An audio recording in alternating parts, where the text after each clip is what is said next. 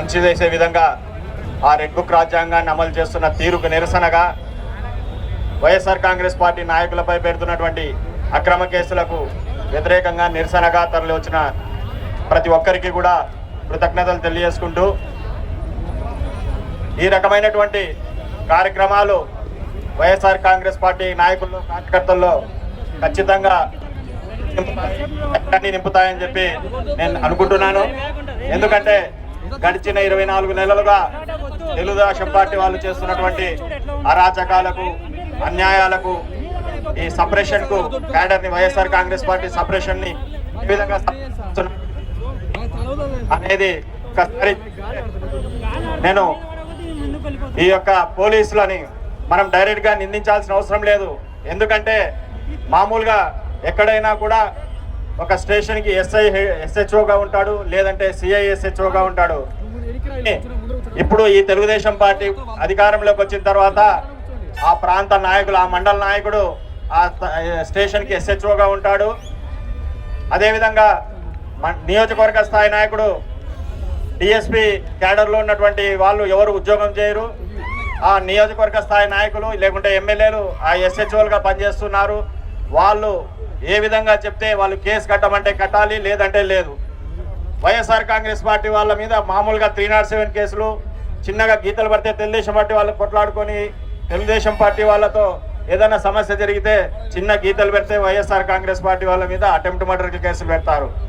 అదేవిధంగా వైఎస్ఆర్ కాంగ్రెస్ పార్టీ వాళ్ళ ఇళ్ల మీద దౌర్జన్యం చేసి చేతులు కాళ్ళు ఇరగొట్టి అన్యాయంగా అక్రమంగా ఇళ్లలో జొరబడి ఆడవాళ్ళని మాన ప్రాణాలను ఇబ్బందిస్తే వాళ్ళు మాత్రం 324 కేసులు ఏమీ జరిగినట్లుగా ఒక 10-15 రోజుల కేసులు పెట్టే పరిస్థితులు వస్తున్నాయి.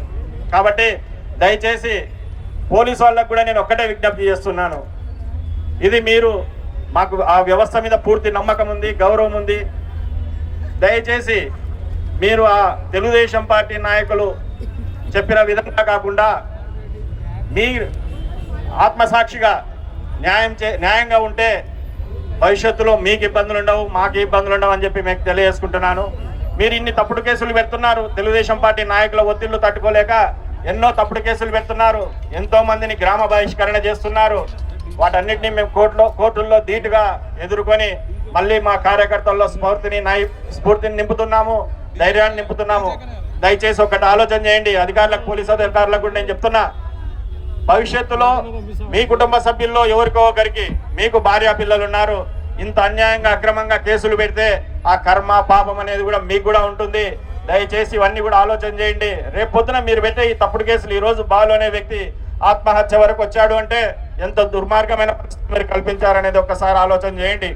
ఆయన ఒక ఫిజియోథెరపీ డాక్టరు, ఆయన కళ్ళు అమ్మేదేంది, సారాయి అమ్మేదేంది, ఏ రకమైన కేసులు పెడుతున్నారు ఒక్కసారి ఆలోచన చేయండి. ఇటువంటి పరిస్థితులు మీ కుటుంబంలో ఎవరికైనా వచ్చినప్పుడు అది ఏ విధంగా ఉంటుంది, ఆ బాధ ఏ విధంగా ఉంటుందని ఒక్కసారి మీరు ఆలోచన చేయండి.